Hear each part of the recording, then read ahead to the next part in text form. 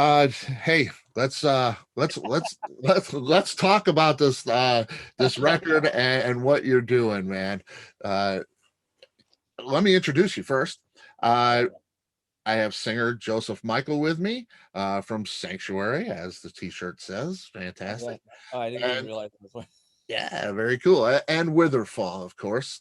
They're about to release. Witherfall is about to release Curse of Autumn tomorrow, March 5th. And hey, Joseph, thanks so much for taking the time, man. Thank you. Thank you for having me. Uh, I want to ask you first the obvious question. I ask everybody this now. Uh, how did you guys write the record? Because it's not as easy as it used to be, getting in the same room and all that kind of thing. So did you I know you and Jake write. Yeah. Yeah, did you how'd you do that? Well, our process makes it pretty easy. I mean, like I just drive over to Jake's house or he comes over here and we sit down and we everything's on. It's like pen and paper, Lennon McCartney type thing. You Awesome. just you get in the room together and flesh out ideas. Like it's neither one of us ever goes like here's a song, put your thing on top of it. It doesn't work that way. Yeah.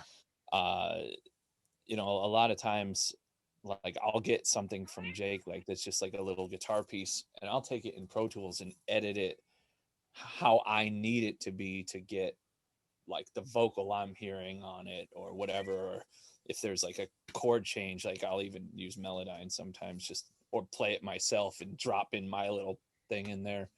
But yeah, like it's a total collaboration between the two of us. We're both pretty musically versed, and we can communicate on that level really easily without even having to. It's not like I have to pick up a guitar and be like, I want this chord. I just say, hey Jake, on that five chord, like flat the seven, like, oh, okay, yeah, okay. So I mean, that's how we do it. Man, It's that not. is that's awesome to have that communication. And I got to tell you, you're one of the first people, because like I said, I've asked that question of a lot of musicians now. Uh, you're one of the first people that has actually gotten in the room with who they write with. Oh, really? Yeah, it's great that you guys can actually get together in the same room. Yeah, most of it is done, in a File. Zoom call or phone or emails or so it's very difficult for a lot of musicians. I mean, like, I don't know how you get, like, you can maybe do the intellectual side of it, but how are you getting the vibe? Like, how you gonna stay on Zoom till 4 in the morning when you're both like wasted on wine and you feel like the frustration in the room? Like, no, like you need all that, like you need the heat. You know what I mean? Like the flesh and the blood of the art, like not, Yeah, it's I don't know. We've never done that. Like the closest I can think of that we do that is if Jake or I are on tour and we get an idea, like we'll take like a quick phone capture and send it over. But the song never gets written like that. That's just like so that one of us can come in to when we do meet, like with an idea, you right. know, like the river was like that. Jake had just gotten off of the Demons and Wizards tour, and he sent me this just quick little guitar thing, and then I I was actually working on the Sanctuary record at the time, and Mhm. I was getting up at like 6 a.m. and I had my laptop and all my papers, and I'm gonna go in there and work on Sanctuary, and then like I get this phone thing from Jake, and it's like kind of the river, like as you hear it, like the guitars like got edited a lot, uh, so they could work over my melody. But I heard it and I immediately heard the song like in my head. I knew like what it was about, like because I already had a title, The River, that was about something much darker. I mean, but as soon as I heard his guitar piece, like I knew exactly, like the whole song was written within like 5 minutes. I actually had to put down all my stuff and sit in the grass and write out everything so I wouldn't forget it. And then that once I got into Lenny's little like shed studio, like I was able to just demo it real quick, cut it up, and then I got back to work on the Sanctuary record. That's pretty incredible, If man. he saw this, he'd be like, "What the fuck?" That's pretty cool, Writing though. Witherfall songs in the Sanctuary studio. Now, you mentioned the river, and that's written for your father, right? I mean, that's Yeah, I mean, yeah. it was really strange how that came out, because originally the river was an idea I had when we were in Germany, and it was going to be another really angry song. It was about dragging a body to the river and disposing of them. A little uh, different. but then, yeah, I mean, well, it's the same. I mean, this is about spreading someone's ashes, but it's the sentiment's a little different. Yeah, as soon as I heard the guitar part, like I heard the whole song and what the river was about, and like all the lyrics were written in that like 10 minutes. Like there was nothing else to do. But yeah, like my dad was a huge fisherman, like fan of fishing, and we had all sorts of spots all over upstate New York where I'm from, Mhm. and the river is it's like a tributary off of the St. Lawrence. It's called the Indian River, um, and there's like a spot where the whole family would always go, and his ashes are spread up there. That's great. And I actually made sort of like a pilgrimage there a few years back, um, because I hadn't gone there since I was a little kid, because I missed my dad's I guess you could call it a funeral, because he died like right after 9/11, and I didn't have an ID. They wouldn't let me on Oh, a plane. wow. So yeah, it's That's pretty pretty deep song. yeah, Yeah. yeah, and that's obvious. I mean, what a great song. It's just amazing. Mm. And your vocals are tremendous. Especially on that song. That just, you can tell there's a lot of emotion going through that song. Uh, I wanted to, that leads me to the question of writing a difficult song. Was there one particular song on the record that was most difficult to write for you guys or record? Is there one that was just you had to work a little harder with? Yeah, I mean that that song particularly for Jake, because like he just played it off the cuff with no like to send it to me, and I like of course I went in and messed with it. So like I added like a couple beats here, like I made something repeat, like there's like this little stutter step that happens in there that was due to some of the editing. So like when we were like actually demoing it to do the record, like he had to learn it like a totally different way, because it was not the same thing that he had sent. And also like there was no click track, so to get the right feel, like it slows down in spots, Yeah. it changes meters, like there's like a bar of 2, there's a bar of 3, like it's That's very strange. And right, and like a part like that's very difficult to play to a click, because it kind of ebbs and flows, hmm and that was a real nightmare. Also, like it's just guitar and vocal, so like yeah.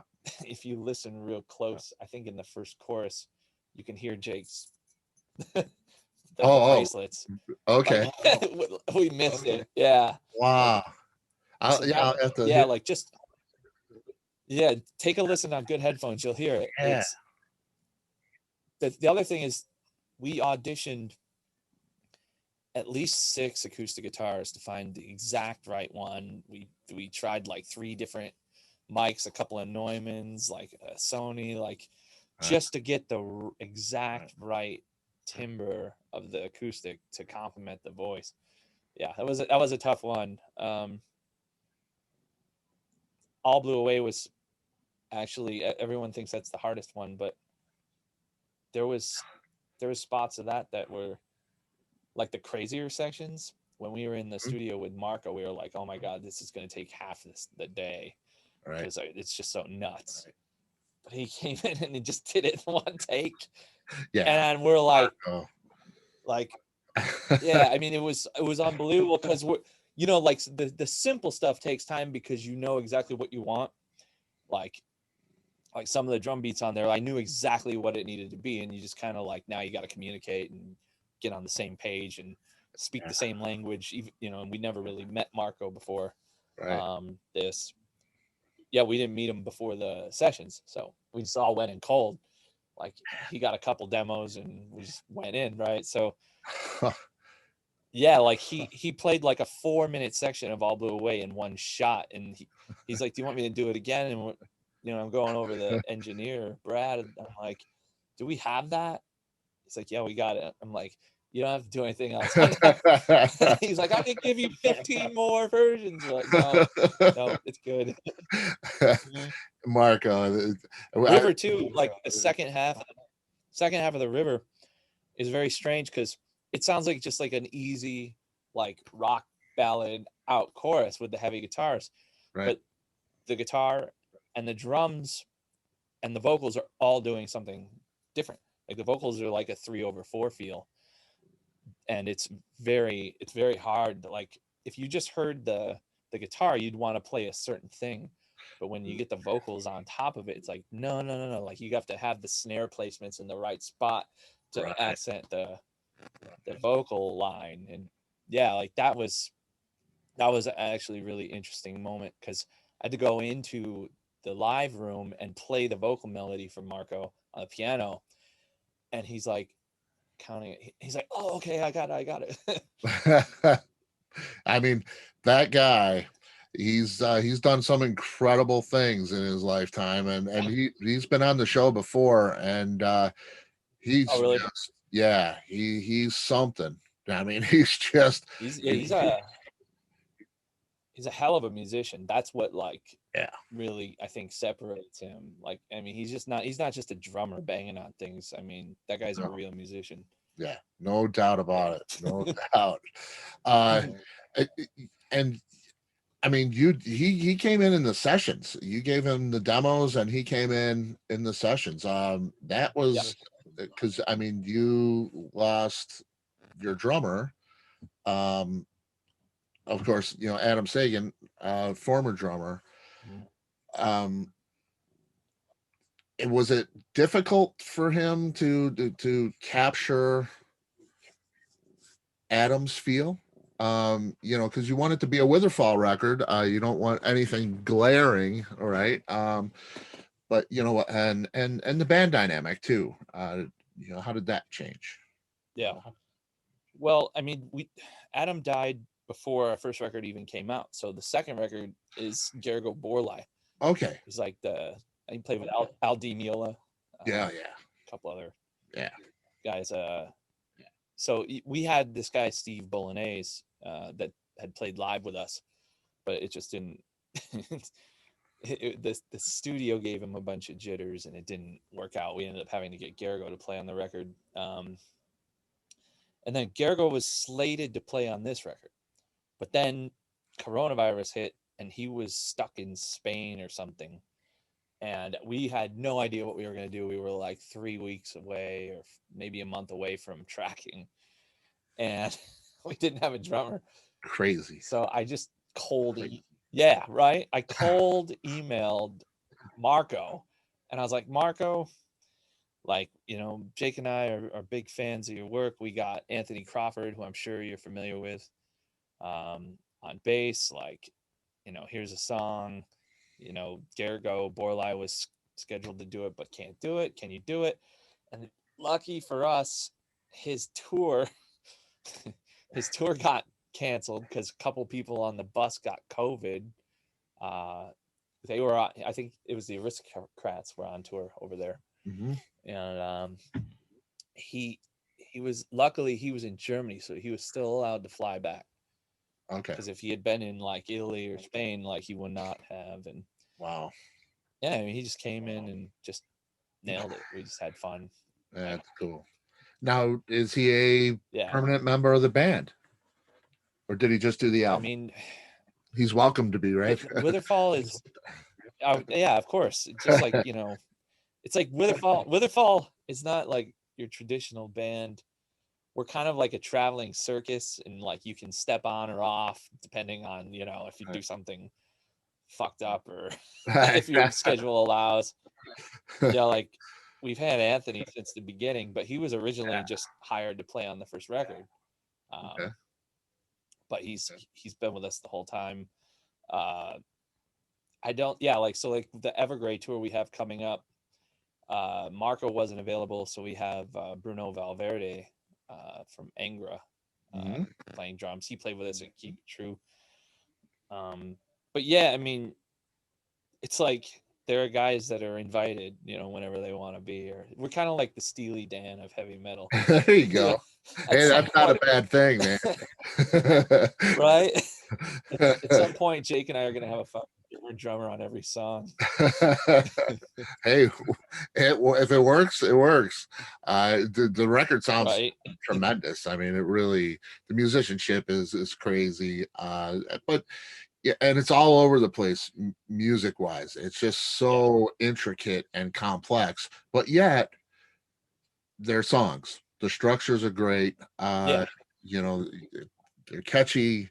Um, you know, that's just they are songs. You know, and a lot of times I would put you guys in a progressive metal category. Um, a lot of the progressive bands seem to stray. You guys really cater Yeah. to the song. It's really great.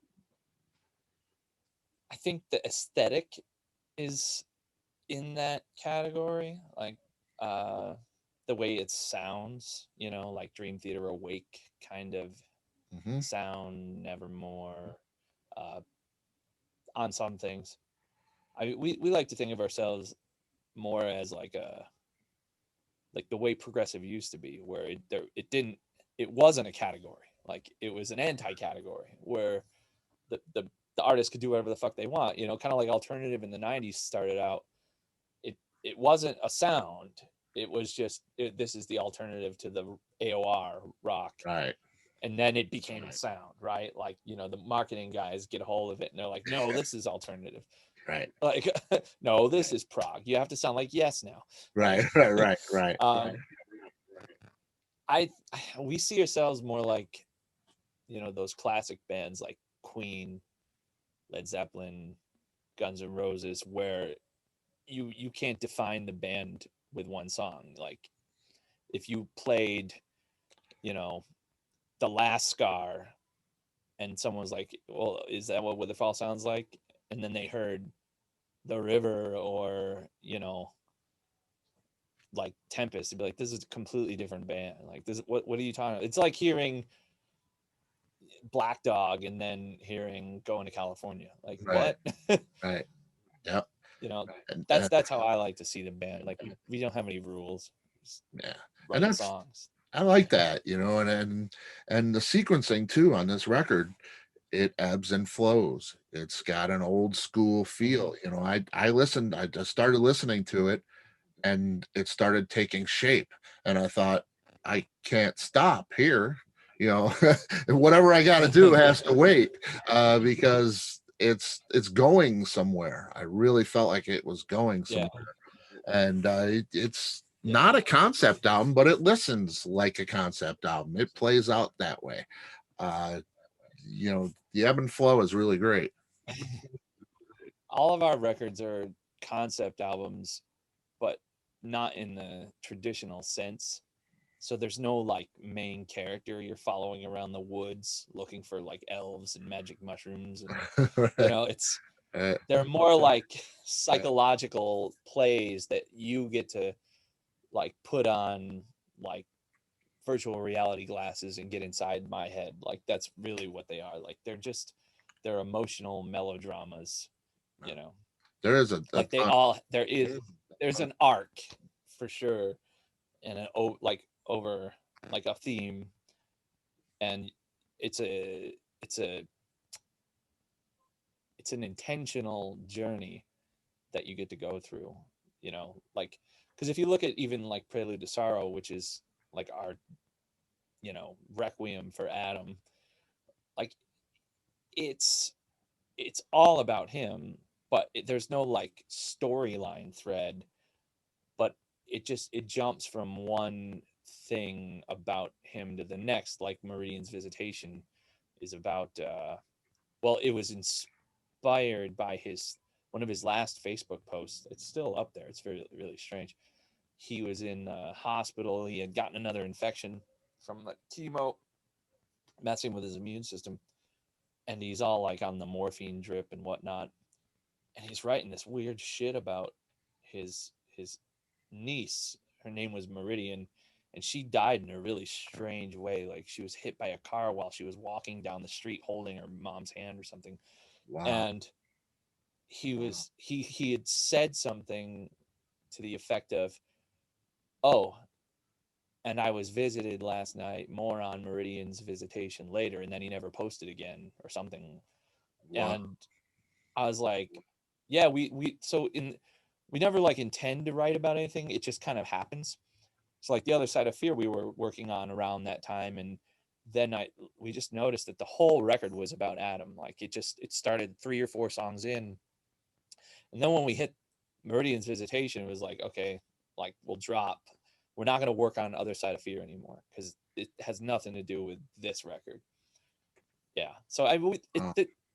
it is a concept record, but you'll never know exactly what's going on. It's not Right. like King Diamond as much as like, you know, like there's no Miriam, Right. there's no Right. Right. them. Uh, Yeah. and I love King Diamond. I think that we take a lot of influence from that whole thing. But I mean, to be honest, like as much as I love those 3 records, like I don't know what the hell that storyline's about. Right. Right. you Right. know. Right. But those characters come in and out. Yeah. It's very Yeah. obvious that there's a character there. Yours isn't quite Yeah, like yeah, that. yeah. Yeah. No, we're just we're giving you little plays. Little. Right, right. And that leads me to comment on the videos. These are like mini films, man. They're really, Yeah. really cool. Uh, As I Lie Awake has a like I think it's As I Lie Awake has a stoppage in there where the music Mm, stops and then the yep. film continues for maybe 30 seconds and then the music starts back up. I love that because that really Yeah. it makes it a film. They're like mini films. I know a lot of bands. I hear a lot of bands say, we hate to shoot videos where you got to play the song 30 times, 40 times a day, and it's a lot of work and all of that. What's your thoughts on that and the making of these videos? I mean, Jake hates making music videos, like, or at least he says he does. And then when we're on set and like we start drinking and hanging out, then it's fun. But you know, I I personally love music videos. I love making music videos. Um, it's it's always an undertaking. This time, not so much because we got Zev Deans, Mhm. and I mean that guy's such a pro. Like I didn't really have to lift a finger. Like the video for Portrait, like I had to basically produce. I had to set up everything, the location, the props. I mean, you can probably see the noose back there. Oh yeah, yeah, I yeah. actually handmade that. Wow. Yeah, like I went to Home Depot, bought the rope. I fucking tied it. I learned how to tie it. And then I starched it so that it would set.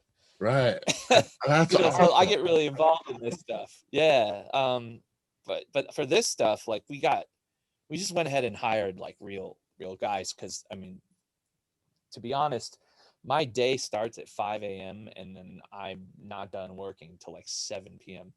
Like Yeah. on Witherfall, on writing. I mean, I'm in my office here / studio. I've got like 8 screens. Yeah. Yeah. The day doesn't end. Right. So You don't have time so to to be make able to just nooses. get like a guy, I don't have time to make nooses anymore. Gotta hire Zev. Well, I mean that stuff was all his idea. Like he's like, we need to do this as like a gothic like vampire version of Thriller and the Lost Boys. And I'm like, okay, all right.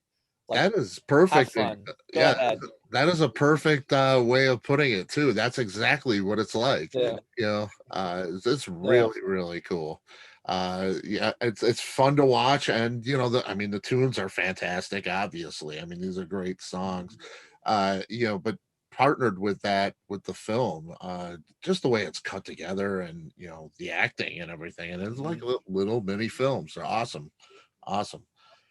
I can't believe Um, we got it done, honestly. 'Cause it was in during COVID in Brooklyn. That's at Duff's, the heavy metal bar Duff's, okay, yeah, pretty famous spot. And then of course there's like a cabin scene like up in upstate. right. So just doing all that while I mean I was staying in Manhattan and crossing the bridge, um, and it was like a ghost town. I used to live in the city when I was younger, when I was in my Uh, teens, and holy shit, like there was next to nobody on the street. It was crazy. Weird. It was like that Will Smith movie with Oh yeah, the with zombies. the when he's got the Yeah, dog and like when everything. Yeah, I he forget what walks it's called. out. Yeah, Yeah, yeah.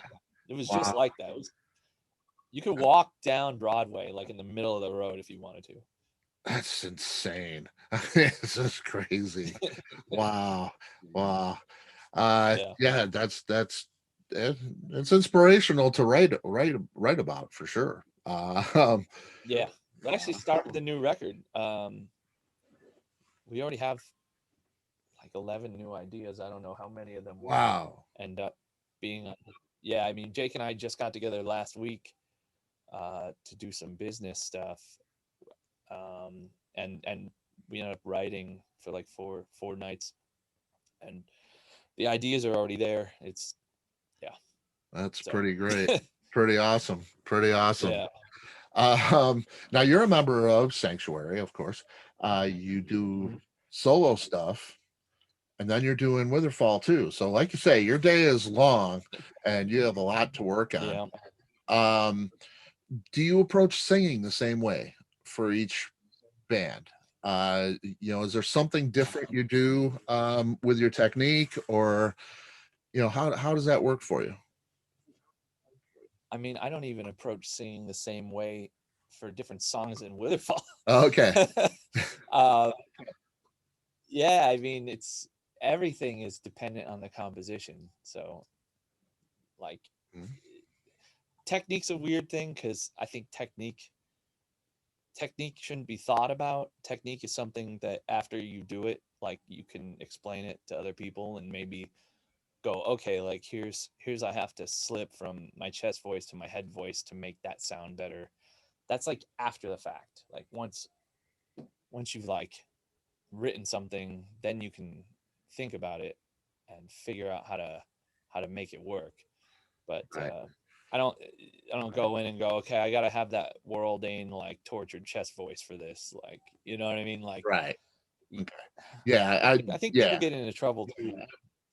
yeah. Yeah, like That when you was the start writing like that, yeah that was like the with a question. preconceived Really, notion. was yeah. I Yeah, mean, do you feel like you need to be more in a certain voice for a certain project? yeah. I mean, that's the rub. So you're gonna get pressure from different people wanting you to do different things. I mean, the fans definitely want that old school uh, refuge denied thing. I know like Lenny totally wants to go in the direction of Year the Sun Died, a more modern, you know, darker, lower timbre thing. Mhm. And the toughest part about that for me is that I don't write like that. Like it's like if I'm playing guitar, I can go over there. Like over there's a Strat, there's a Les Paul, there's a BC Rich with a Fernandez sustainer, and there's a mandolin, there's a Jackson, there's a Martin, and the tone I want, I can go, okay, this fits this song. All right, I want a heavy rhythm tone. Let's get the Les Paul over here, and that makes sense, right? Like, Mhm. but that's once the song's written. Um, like it's not like I can it's like I don't write with the sound in mind. I write the composition first, the music, Yeah. and then after that's done, then you go and you figure out, well, what's this about? Like, what am I going to do with my voice here?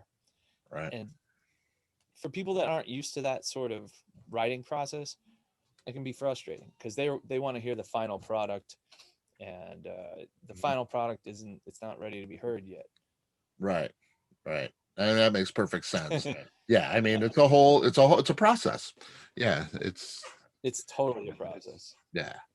Um, Yeah, I mean, if you heard Witherfall demos, you'd be like, "What's going on in here?" I mean, there's some things that it's like, yeah, I mean, it's they're like scratch pads. It's like a yeah. doctor writing a prescription. Like, that's Yeah. all it is. That's pretty cool. That's pretty good. It's pretty cool. It's pretty. I think it's unique way to write, and it really is effective for the music. I think. Um, Mhm. Fill in the blank here. I wouldn't be the singer I am today if it weren't for blank.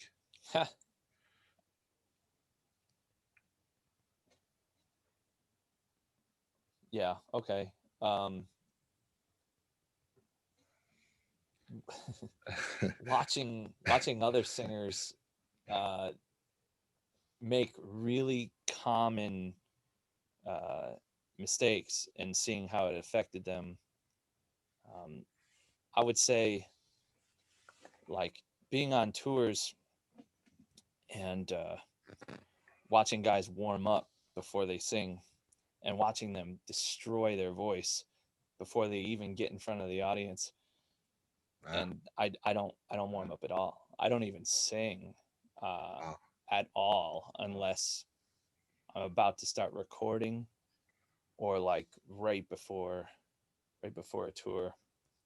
Um, I mean, sometimes I'll have some drinks and sing for fun, but it's rare. I watch it. Um, I think overuse is the worst thing you can do for your voice, and I definitely wouldn't have had the longevity I've had and the slow but steady uh, improvement in my technique over time that I've had. I mean, I still think I'm getting better with every record that I do, Hmm. and it's because I get to think about it.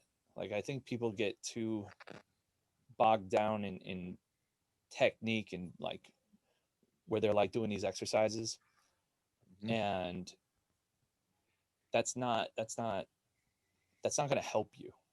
Like I would say a lot of that is just putting money in the pockets of vocal coaches that you don't hear a lot of these vocal coaches singing on records.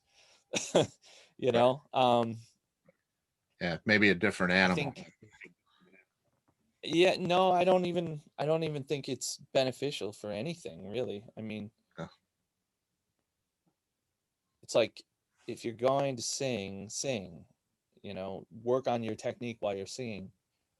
Like why would you go out and do a tour and do 40 dates that you know that you're going to have some problems in the middle of it from overuse, and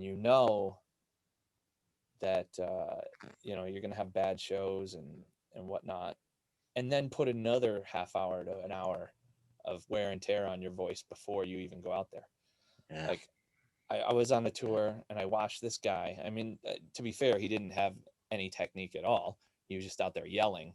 But because of that conventional wisdom, he was also butchering his voice before he went out, like just caterwauling and yelling, like just random stuff, doing those goofy tongue and lip exercises. Right. And I'm like, you just shorten your career. Like that's all you're doing. Like Yeah. the voice isn't like a bicep. Like people get that wrong. Like you have to limit the exposure to the inflammation, because when you start getting that inflammation on the folds and start getting the nodes, like it starts to go downhill really fast. Yeah. And I Yeah. I don't know if I mean I've been doing this like 20 something years. I've never had a vocal problem, and I don't warm up ever. I don't do scales and I don't do exercises. Hmm. Yeah. That's that's That's it. yeah, that's cool. That's great. That you've come to realize that, and it's yeah. I mean, Mhm. like you say, you are getting tremendous over the years. I mean, I did Sanctuary. I came across a very long time ago, and I Mhm. didn't realize you were the same guy. It's like the early stuff is different. I think you're stronger. I think the voice is Oh stronger. no, I'm not on that. World died. Yeah, well, yeah, but I mean, you've been there for quite a while. I'm never sang on a record. Oh, okay, I okay, haven't sang. Yeah, but like his voice did it changed over time, especially on the last record. Like he was not healthy. I mean, yeah, he's no yeah. longer with us. So, I was gonna say, yeah. but yeah, I mean that's all respect to Worrell. I think that's kind of like he falls into that category of like people that just didn't take care of their voice and Yeah, that's apparent. Yeah. Are so you've got a Sanctuary record coming out. Uh, yeah, we're working. Man, Mhm. how long have you been with the band with Sanctuary? I joined the I joined the band right after Worrell passed away. And that was So quite a in while. 20 no, recent, Is it? Oh, okay. 2019. Okay. So yeah, so they what happened was they broke up, and then there was like a 15-year period in between, and then Worrell and those guys reunited after Nevermore died, broke up, uh, Right. and so Jake being in Iced Earth, um, at the time, Sanctuary and Iced Earth were supposed to do a tour together, and right before the tour was supposed to happen, Worrell passed away while he was in Brazil working on a solo record. Uh, And Sanctuary were going to cancel the tour, but then John Schaffer had talked to them and be like you can just find someone. You're going to lose a lot of money. When you do these tours, it's, there's a lot of upfront money with the buses and oh the yeah. crew and the merch that So that gets lost on a lot of fans. Like they're like, oh, that's disrespectful. Like World's dead. Like end it. It's like, well, if they do that, the band's on the hook for like $30,000. Right. So you know, Yeah. so they were trying to find a guy, and they had a few like bigger names, and it wasn't working. And so John's like, Jake Singer and his other band could pull it off, and so I met with Lenny, and then we decided to continue as like a tribute. That tour was going to be like a tribute to Worrell, and it went over really well. I mean, because not no disrespect to Worrell, he was not singing the older material at all or very well, Right. and we were able to go out and pull out all the classic songs with the crazy high notes that Yeah. they just weren't doing anymore. So I mean, we decided to start writing and carry on the name, see if we could do it. So we're like 4 or 5 songs in. It's a slower process than what Jake and I do because it's all in our heads and then it's on paper and then we go to the studio. We don't worry about even demos really. I mean, Okay. the demos aren't even, you'd never show them. You never show them to people because they don't represent the songs the way we hear them. But with Sanctuary, it's very old school, like, you know, 4 guys jamming in their practice space, like until it sounds like they think it should sound, and then they go record. So, Okay. it's way longer of a process, Right. especially since that's not how I work at Okay. all. Yeah. Yeah. Yeah. Okay. Yeah. I thought the voice was different. Yeah. I mean, wow, Yeah. what a difference. Yeah. The Witherfall stuff, just tremendous. Now you brought in John Schaefer. And we all know what happened with John Schaefer, and that's not something. Kind of. Yeah. Kind of no. Well, yeah. Right now he's sitting in an Indiana jail, but um, um, but you brought him in to produce. I mean, the guy's a great musician. He's a great producer. Jim Morris to do the engineering. um, why bring him in? And what did he do to change the sound of the band? Well, I'd say he didn't really do anything to change the sound of the band. And like Jake and I produce all our records, and the last record, Prelude, was a nightmare because the team that we hired was inebriated, um, just loose cannon. Actually, the guy that engineered our last record just passed away shortly after that record. I mean, I would come in the morning to do like edits and whatnot, and I would go to put ice in my iced coffee, and there'd be like an envelope filled with OxyContin, Yeah. Wow. just sitting in the freezer, Wow. like Yeah. So it was, yeah, it Not a was healthy very hard. atmosphere. Yeah. No, no, I Yeah. mean, on top of all like the bottles of rum and whatnot, not that we're like angels, but Right. we Right. know we're pretty healthy. Um, well, I mean, self-producing when you have to sing, it's one thing if like it's like I'm there like and Jake's playing guitar and like I'm working with him as in the producer role and he gets to just play, or vice versa, like he'll sit in a chair next to the engineer while I'm singing. But like our schedules get so crazy that it's we're like barely getting enough sleep, in Yeah. between getting in the studio, doing vocals, doing this, doing that. So we're like, sometime when Jake was on tour with Demons and Wizards, John was like, I want to produce the next Witherfall record. And we thought about it, we talked about it, and obviously, like, not to be crass, but we're like, it would be good to have, I mean, not anymore, but it would have been good to have John's name on the Right. record, Right. and I'm a huge Iced Earth fan, like I always have been. Right. And especially when we decided, let's just get the whole team, let's get Jim Morris and Tom, like, you know, so we co-produced the record with John. John didn't really, he didn't come in until all the songs were written. Um, he didn't have anything to do with the writing. He was supposed to come to LA, like we were talking about earlier, to do drums, but he ended up not being able to, um, for various reasons. I think he might have gotten coronavirus. Um, Mm. so we ended up producing those sessions. It was just me, Jake, Marco, and Bradley Cook, who's the Right. engineer on the Foo Fighters, Everlong, Chris Cornell solo records. So we had like a Nice. good set of ears there. Yeah. Um, John, the biggest contribution that John had, and it did big, like it really helped. Like you can hear it, is that it allowed when it came time for me to sing, Jake to play guitar, for us to do nothing but worry about the performances. Like we had guys there that could take care of everything else. Like Yeah. they could be the ears and Yeah. tell us. Like we wouldn't have to do it and then think, was that good? Was that the one? Is that what we're going for? No, we got two guys there that'll tell you like, no, that's not it. No, that's not it. Like, in fact, the way we did vocals was like in the room with a couple of baffles, and it's like nothing between me and Schaffer staring at each other but a fucking, old Neumann. Yeah.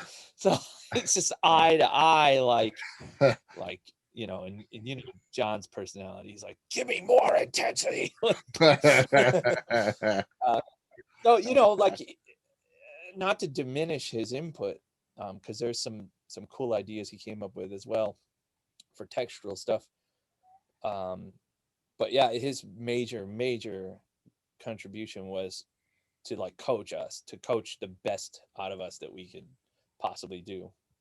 Yeah. And I mean, I'm happy with the result. I'm not too happy about some of his life choices, Yeah. Yeah. but It's you unfortunate, know, I mean, yeah, it's just it's a really, I mean, like I say, great musician and just a really sharp guy to make a record with, I would imagine. And have you talked to him at all? Have you ever interviewed him? John, no, I John? haven't. Um, he seems like a level-headed guy. Um, even the parts I've seen on the after the insurrection and stuff, he's Right. makes sense of his choice. He's not a dumb guy. Yeah. You know, No. yeah, I think he got sucked into that whole Q thing, yeah, but like branches of it. So he didn't think like, and this is just me speculating. He didn't think he was part of that whole thing, but just the reality of it is he was. I mean, John is a nice guy. Like, it's just right. he's a casualty of the whole climate, the whole Hmm. political climate, the whole coronavirus thing got politicized, and Yeah, like a lot of people got sucked into that well, and he yeah. just he just was one of the people that acted on it instead of just spouting off on social media. Right.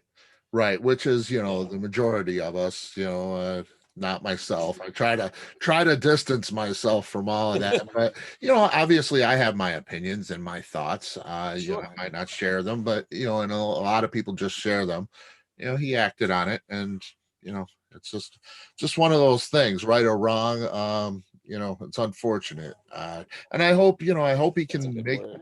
you know I mean, I hope he can make music again, because, like I say, I mean, Yeah, I, I like Iced Earth a lot, and he's a musician. He needs to make music. So we'll see what happens with that. But I don't want to take your whole day up, but I did want to ask you about it's all right. the cover of Long Time.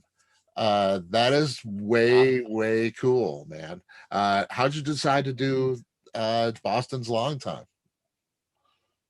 well, did they send you the full length version too, I or think did you just get the album version? is there a like of that song? Yeah, so there's going to be a like a bonus track released shortly after the record that we did a video for. So we actually did the whole intro. We got one of the guys that played keyboards on the Sabotage Handful of Rain to play Hammond organ, and does like a duo with Jake for the intro, which is really Oh, cool. And then wow. yeah, so the version that's on the album is on there because we didn't want it doesn't work thematically. Like, so we originally wrote the acoustic version, and that serves as like the breath after the whole thing is over, like Right. it's the epilogue. um but yeah, and then the ending we rewrote, and it's this big rock, like crazy guitar solo thing. But the song itself, the way that came about is we'd always talked about doing like a metal version of the song, right? Like, kind of like, Killswitch Engage did the Dio song, but Yeah, they yeah. just made it Holy heavier Diver. and lower. Right. Yeah, so we're like, well, we can kind of do something like that because we both love Boston. I actually grew up uh, in upstate New York, and Tom Schultz used to go to my grandfather's lawnmower shop, Wow. and yeah, and when I got old enough, like my aunt would introduce me to him, and it's like he wants to play guitar, and so like he's like, come to my. He had a guitar shop with Joe Bonamassa's dad called Bank Place Guitars. I used to Wow. go over there and hang out and watch, Joe when he was really young. He's a couple of years older than me, I think. Um, and Tom had like a little laboratory in the basement where he did all his like pedals and synths and Yeah. weird shit. And so I had like a history with him. And then me and Jake one night, I think it was we were working on All Blew Away, and it's like 4 in the morning, and we were taking a break. We start at 5 p.m. and we usually go to like 7 in the morning when we're writing. Wow. And so we're like, we need a break. Let's go get some wine. So we're in this bar area that he has in his apartment. And of course, we don't really ever take a break. We're still thinking about music. We're in there Right. drinking, and yeah, like I picked up the guitar and just started humming the melody for it. Hmm. And he's like, wow, that's really cool and sad. So he takes the guitar from me. He's like, what if we what if we made it minor? And I'm like, yeah, we can make it relative minor. I think the notes still work. Like, yeah, they do. Holy shit. Like, I don't even need to change a note in the vocal, just the delivery a little bit.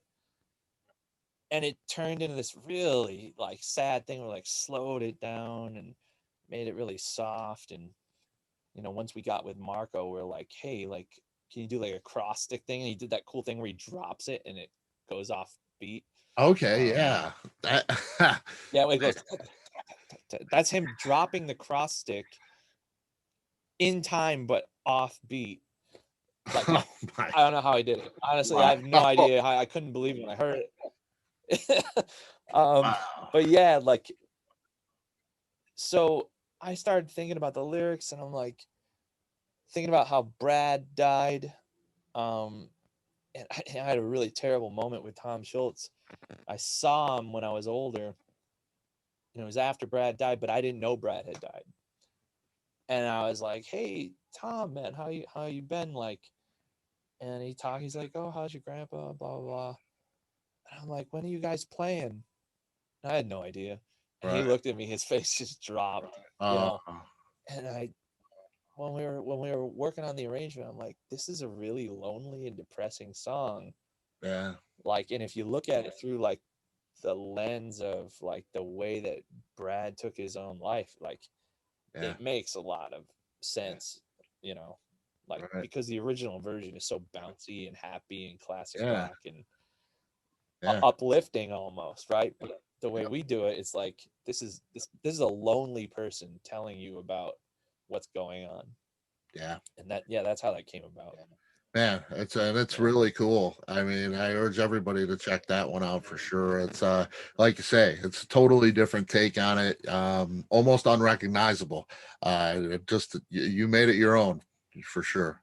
It's really cool. I mean, the funny thing was the very last chorus, the vocals, I don't know how it happened. I mean, like my dad used to love all sorts of weird shit. Like one of his favorite bands was Alabama. And we were tracking and I listened to the playback and I'm like, that sounds like fucking Alabama. Like if you listen to the very last chorus harmony, I'm like, oh my God, we're adding a new influence.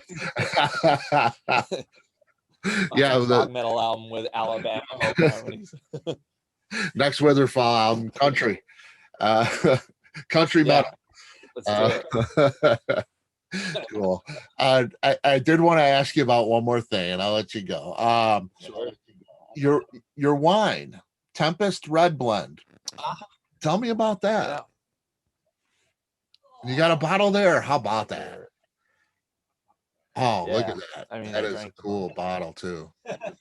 Nice. We always wanted a wine. We talked about doing a wine a while ago. We just didn't have the name that like we could just approach someone and convince them that we could help them sell the wine. Right. But we were doing this thing called the Heavy Metal Swap Meet down in San Diego. We had a booth. We were just selling, CDs and shirts and whatnot. Mhm. And when you're a vendor, they give you like drink tickets for. There's like a brewery and like a sake place, and there was this winery there, and I try to stay away from beer as my genetics tend to not be so forgiving. um, so I drink wine or vodka and club soda. Mhm. Um, I mean, that's not always true, but I try. Uh, so I just went in there and started drinking with this guy, Eric, who he's like a co-owner of this winery, Charlie and Echo. It's down in San Diego.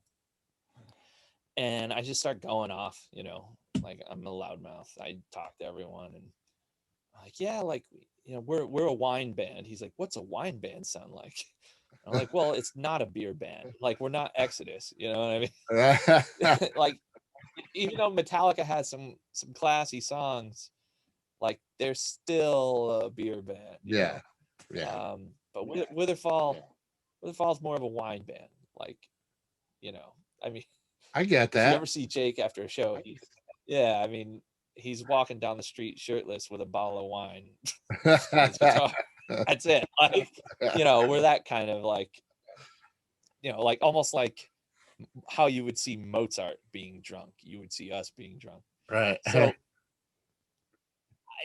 I sent him some of our info, and I'm like, hey, if we do this, like, we'll promo the hell out of it. Like, we'll include it in our marketing campaign for the album. And he decided that, like, we'd do like a small run, like I think it was like 20 cases or so, like a few hundred bottles, sold out a week before it was even released to the public. Wow. And then now we're doing like 1,500 bottles or so. Yeah, That's for awesome. this year, and that comes out in May. Yeah, it's really cool because, like, we are I don't know if I should say this, but the wine budget for Curse of Autumn was like $6,000.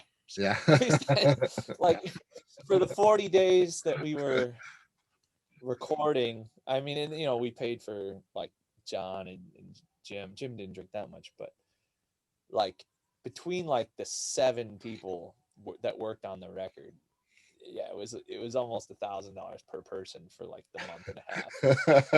It got out of hand, man. it was But you it have was to make your ridiculous. own wine.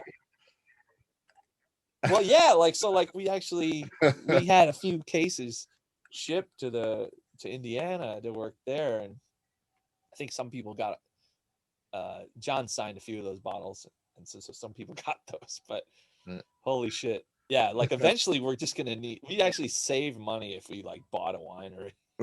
Right. A That's long what I run. thought.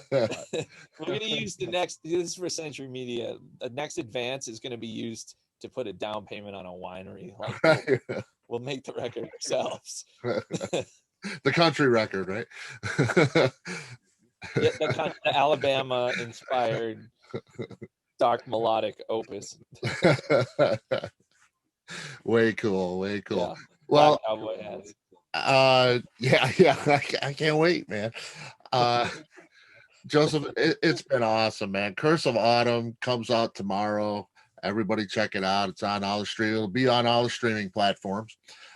Century Media. Uh, Fantastic. It's great talking with you, man. And yeah, please give Jake my best. Tell him I missed him. And hopefully we can do this again, man. Once the album hits and you're maybe you make it to Chicago and you're organizing a tour, maybe.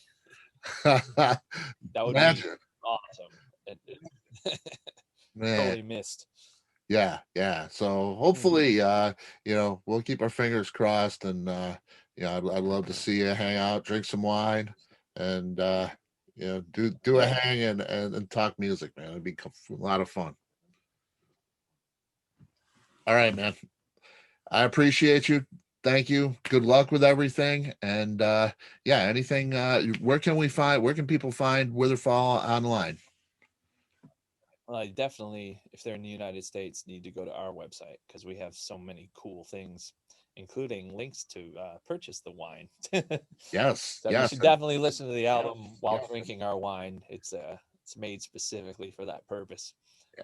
There you go. And what is the website? Witherfall.com? Witherfall.com. Yeah. Very cool. Very cool. Joseph, awesome, man. Great talking to you. Love to hang. Let's do it again, man. Thank you. All right. Awesome.